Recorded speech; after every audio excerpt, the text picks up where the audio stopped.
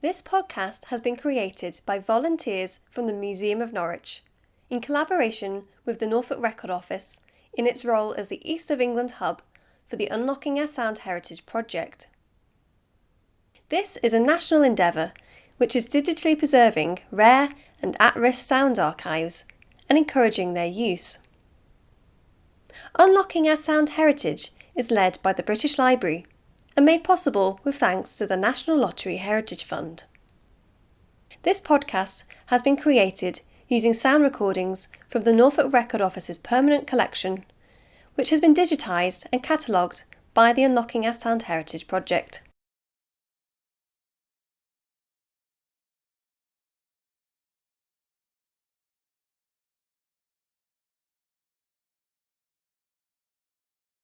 The television news of recent years has often reported stories of extreme weather bringing flooding to many parts of the UK.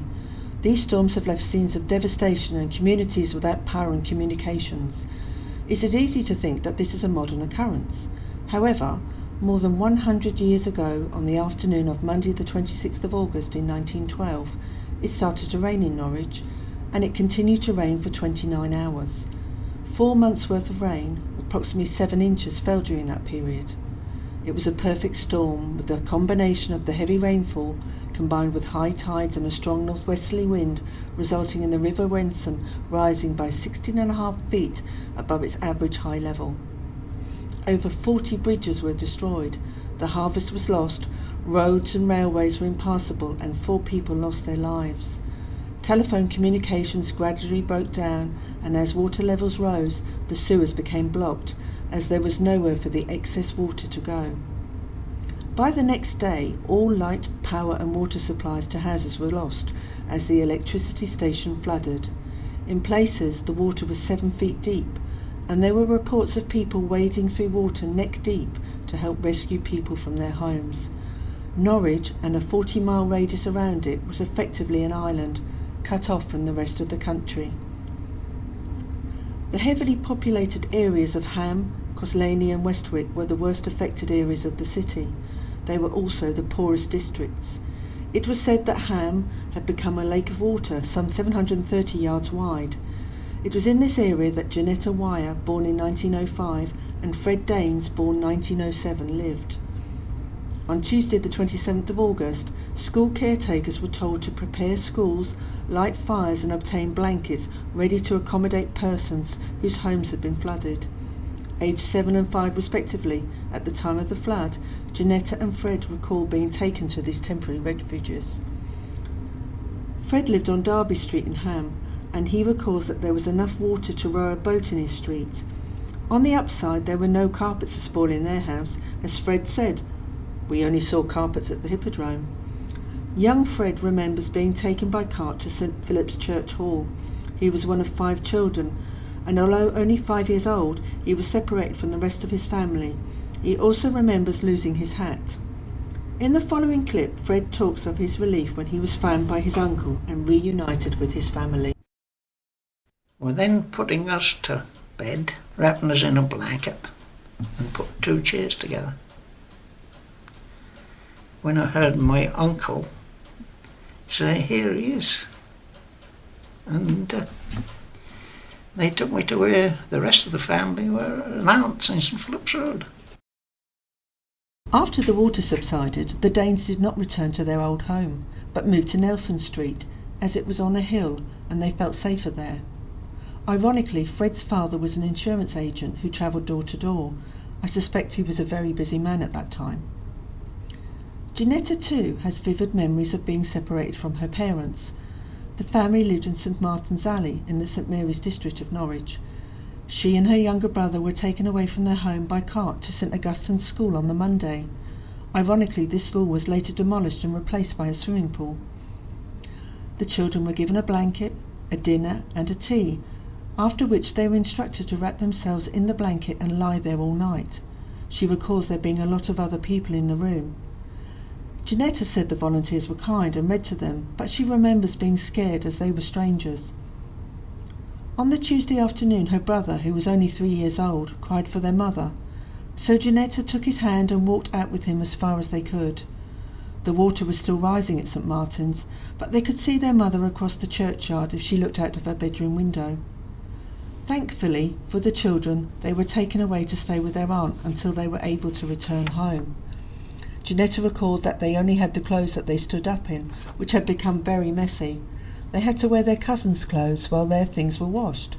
Janetta and her brother stayed with their aunt until the Friday, and she describes here how she returned home. And my aunt put us all the other clothes all on us so that we had our own clothes on the Friday. So I took my little brother down again as far as the line again, and the water was then gone down. My father stood there talking to the boatman. So anyhow, my little brother was crying, he wanted mummy and he wanted daddy and he didn't know what he did want. So anyhow, he asked the boatman, my father did, if he'd take us round to Mother's alleyway. So we said, well, I'll try. Well, he had to lift us up out of the boat and carry us indoors and lift us up the stairs because Mother had it up 5 stairs. So she didn't, all the furniture was in the room, but the carpets were floating about. We didn't have real big carpets, but we had small carpets. They were all floating and soaking wet, and chairs were all wet and that. And, well, anyhow, we slept in Mother's bed that night, so we were happy. For both Fred and Janetta, the memory of being separated from their parents has lived long. However, the reason that Janetta's mother had stayed in their flooded house was purely economical. She worked from home, where she had a horsehair weaving loom supplied for her by the factory. The loom, which took up half her mother's bedroom, was used to make seats for chairs and sofas. Janetta's mother had a big job on at the time, which was going to earn her 15 shillings, so understandably she did not want to leave home when the floods came. This was especially so as the rising water meant the rest of the family were unable to work. Janetta's father was a hawker, so was unable to ply his trade in the flooded streets. The factory where Janetta's eldest brother worked was flooded too, so her mother was the main breadwinner. On the 29th of August, the Lord Mayor launched the Norwich Flood Relief Fund. Citizens were requested not to give directly to those in distress, but to channel funds through the Flood Relief Committee. Food could only be given from carts and boats to those who could not leave their home. For everyone else in the flooded areas, tickets for 3 days' rations were given out, and the food was to be collected from St Andrew's Hall. In the following clip, Janetta describes how her mother received her meals. She wouldn't come out of that bedroom. Well, when Mother was there the week, she used to lie on a basket out of her window on a rope, and they used to bring her some food. See, they'd bring her a flask of tea, some milk, and some sandwiches. That was what they brought Mother every day. Mother didn't pay. And that Mother used to lie on her basket down out of the window on this rope. They'd put that stuff all in, and Mother would pull it up. See, and that was what she lived on. The City Council issued a public notice advising people not to return to their homes until they had been thoroughly cleaned, warning a too hurried reoccupation of dwellings may give rise to serious illness. Instructions were given as how to purify houses. Damp paper was to be stripped off, filth to be removed above and below floors, floorboards to be removed at intervals for airing, and doors and windows to be left wide open. Once the water had receded, Janetta recalls that there was a tide mark around the walls of her house. The stove was rusty and the oven was no good. She and her siblings helped their mother take the wallpaper off the walls. Her mother peeled down from the top and the children peeled up from the bottom. She remembers they had to buy a special brown disinfectant powder to clean up with. Here Janetta remembers the cleaning up operation. Well, then she had to take the paper off the wall. Well, there was a big mark where the tide had all been, so she had to scrub all them walls with soapy water and soda. And they were brick. They were these big, well, more like these, only not quite so big, on the floor. But they didn't rise out. They were all level. But of course the furniture got very wet. But Mother put them all outside the back way and gave them a good scrub and left them out there till she'd done all this wall and that. And the landlord, when he come round, he gave Mother 2 weeks' money. That was 5 shillings to buy some paper and paint for this room.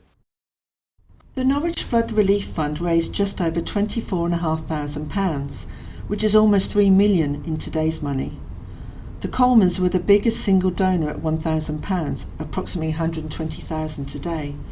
Although extremely generous, it was possibly due to the fact that many of the Colemans' workforce lived in the very areas that saw damage from the floods. The King and Queen also contributed to the fund, and there were donations from as far afield as America, South Africa and Australia. The Norwich floods of 1912 resulted in over 3,500 homes being flooded and some 2,000 people were left homeless. Many were housed temporarily in local schools.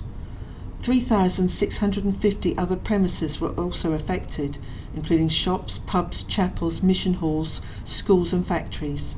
In total, some 15,000 of the population were affected by the floods. However, as in most crises, there is often humour to be found. Here Fred recalls the story of Aubrey and his priority during the flood. He lived in St Martin's and they wanted some cigarettes. The shops around there were all flooded and he swam.